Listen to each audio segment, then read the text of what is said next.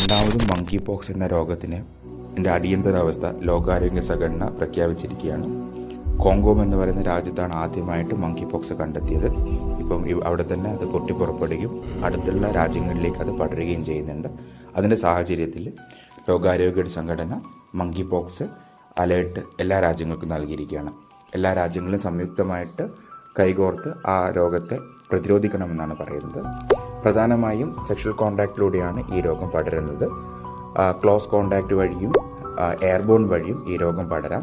ലക്ഷണങ്ങൾ കാണുന്നത് വെച്ചാൽ തൊണ്ടവേദന, തലവേദന, ലിംഫ് ഗ്ലാൻഡ് എൻലാർജ്മെൻറ്റ്, കൂടാതെ സ്കിൻ ലേഷൻസ് ഉണ്ടാകും. വെള്ളം നിറഞ്ഞ കുമിളുകളോട് കൂടിയിട്ടുള്ള കുരുക്കളാണ് കാണാൻ പറ്റുക. അതുകൊണ്ട് തന്നെ ഈ രോഗം ചിക്കൻ ബോക്സുമായിട്ട് തെറ്റിദ്ധരിച്ച് ട്രീറ്റ്മെൻറ്റ് എടുക്കാതെ നിൽക്കുന്ന അവസ്ഥയും ഉണ്ട്. അപ്പം ക്ലോസ് ആയിട്ടുള്ള കോണ്ടാക്റ്റും മറ്റ് രോഗബാധിതരെ ഉപയോഗിച്ചിട്ടുള്ള വസ്തുക്കൾ ഉപയോഗിക്കുന്നതൊക്കെ രോഗം